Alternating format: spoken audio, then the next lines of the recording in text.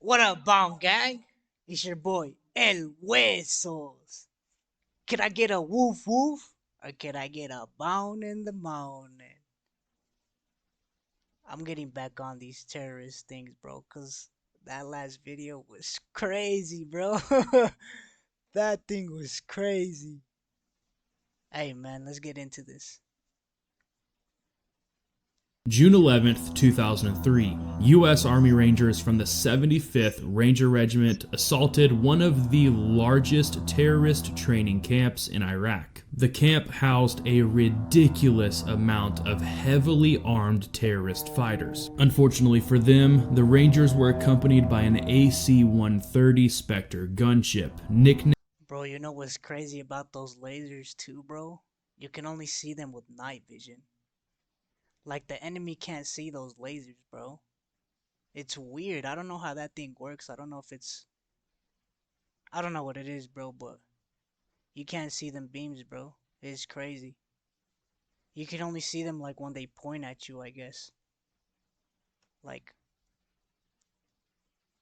other beams are like you can actually see, like, their direction there. You can see that. But, like, these ones are just weird, bro. They're, like, kind of invisible, bro, till you see them with, like, your naked eye, bro. It's weird, bro.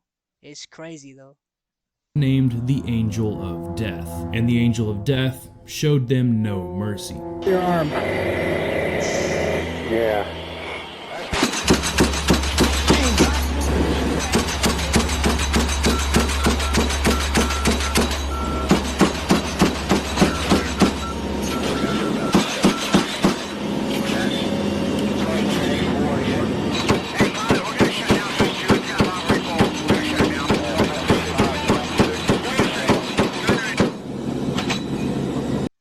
That's the only thing, bro. Like, they do this shit in, like, rural areas. Like, they take up people in rural areas. Like that. That's the only thing I don't fuck with, but... Man, the US is crazy, bro. Everywhere is crazy, bro. The training camp, codenamed Objective Reindeer, was located in a river valley, about 500 feet long, 150 feet wide, and 35 feet deep, with steep rocky sides and two smaller rivers channeling into the main creek bed. Reindeer consisted of three separate objectives: Dasher, Rudolph, and Comet. On the morning of the 11th, Captain Hunter went over the operations. Rudolph the red-nosed reindeer had a very shiny nose, like a... If you know, you know. Plan with his platoon leaders. First platoon would insert via helicopters, then isolate and clear objectives Dasher and Rudolph. Then second platoon would insert by helicopters and isolate and clear objective Comet. Third platoon would simultaneously arrive in armored vehicles and establish blocking positions west of the objective to prevent any escapees or unwanted visitors. Captain Hunter and his fire support officer then finalized their plans with the 160th SOAR planners, who would be providing close air support and transportation for the Rangers. The ground assault force departed from Baghdad International Airport in their armored trucks at about 3 o'clock in the afternoon, and aside from having to navigate their way across several heavily damaged bridges, One thing I'ma do, bro, frig. I'm gonna get the freaking cartel footage, bro, that's going on right now, bro. I should have done one of those. their trip was thankfully uneventful. They did, however, on their way link up with two M3 Bradley platoons from the Armored Cavalry Regiment in the vicinity of Haditha, and they quickly established a forward arming and refueling point near the highway. And after quickly refueling, they pressed on towards the objective while the Bradley platoons held their position and stood ready to reinforce the ground assault team if needed. Meanwhile, the helicopter assault force departed departed from Baghdad International Airport and flew to Al Assad Airfield for refueling, arriving at about 8:30 that night. After refueling, an MH-60 Black Hawk failed to start minutes before the scheduled departure time. The crewmen then quickly escorted key leaders to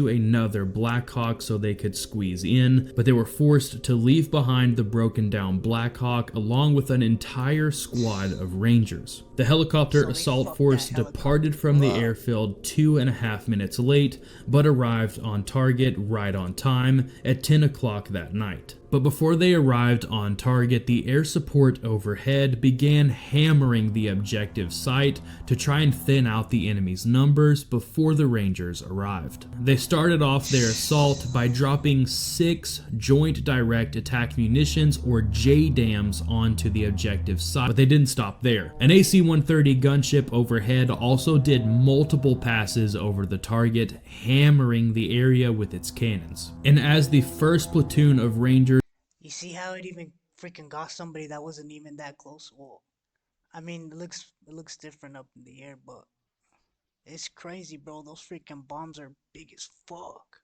They're big.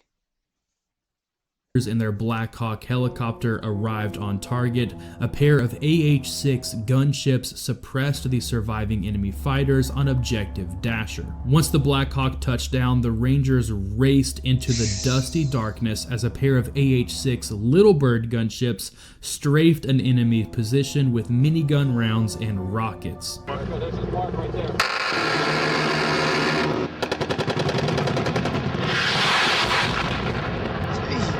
Say on target.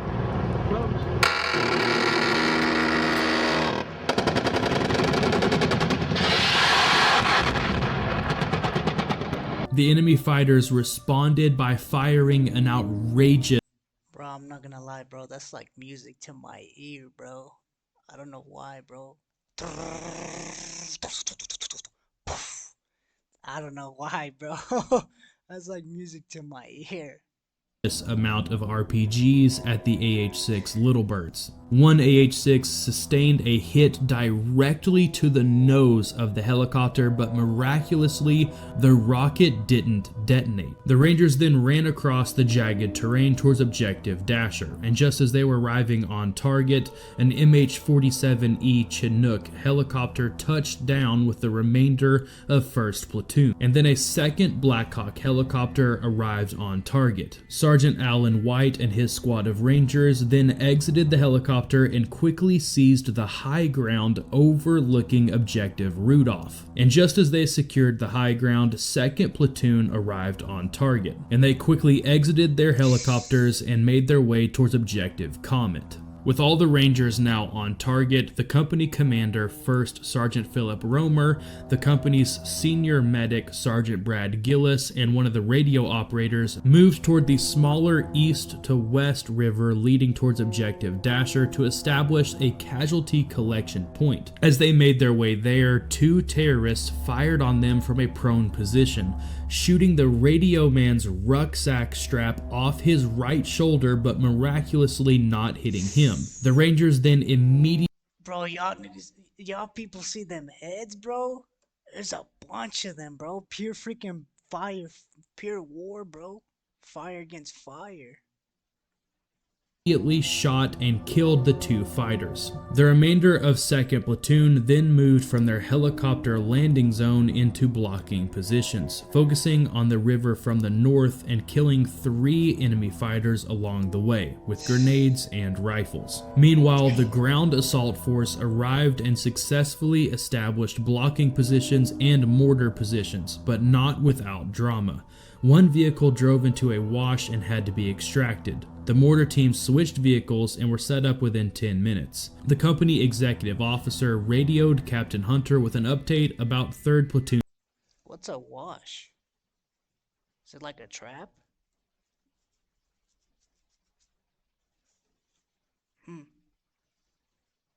situation and then moved closer to objective Reindeer, well protected by the high ground on the western side of the river. The mortar team then executed several fire missions in support of 1st Platoon along with AH-6 Little Bird gunships.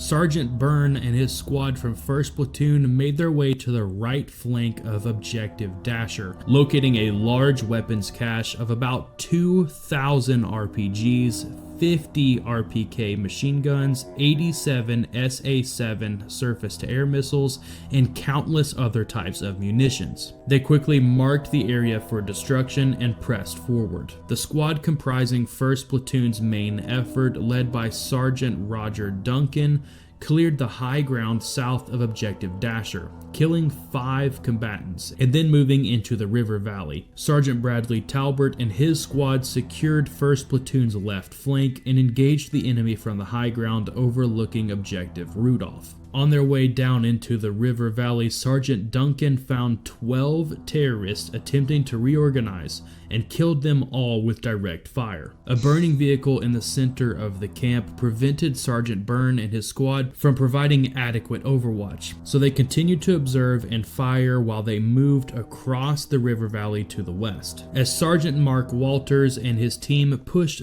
Bro, and the thing that you guys don't know, bro, these things last for hours, days, weeks, bro.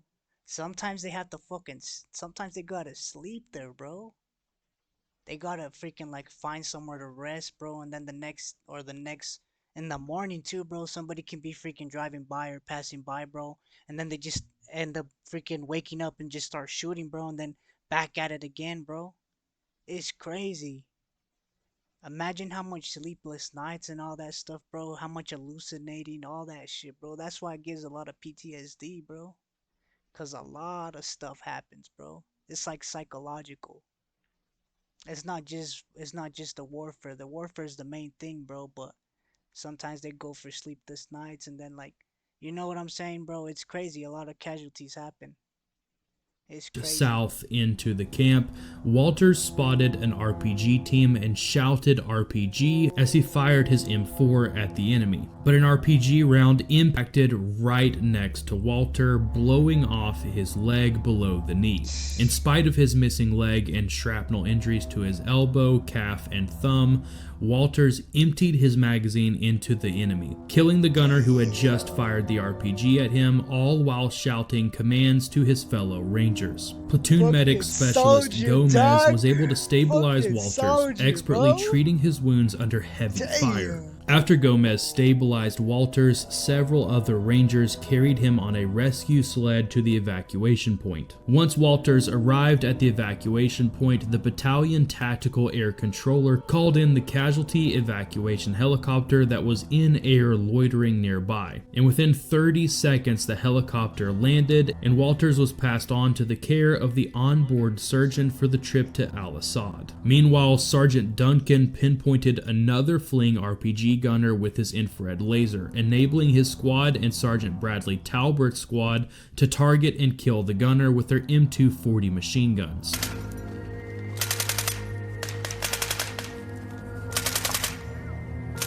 Sergeant Byrne then saw a group of enemy fighters run into a field of tall grass to hide, but the Rangers were quickly able to clear the entire field by mowing the grass down with an overwhelming fire from their M240 Bravos. But just to be sure they got everyone, the Rangers then burned out the vegetation with incendiary grenades. And with the majority of the training camp now cleared, the Rangers slowed things down and began methodically searching the area area for any surviving terrorists who might be hiding, as well as any valuable intel they could get their hands on. And throughout their search, they eliminated several more armed terrorists hiding inside the buildings as well as tall grass. And with the area now officially clear, the Rangers got a rough head count of just how many terrorists they had eliminated.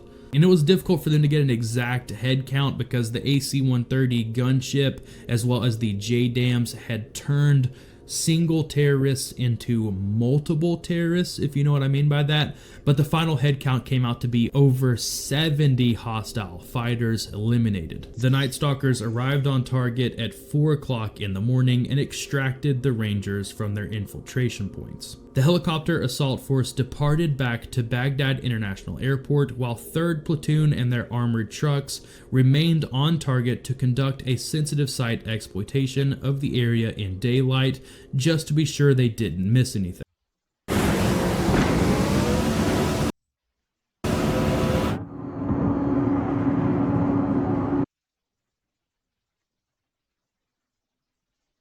You know what? I'm gonna do a tribe one next, bro.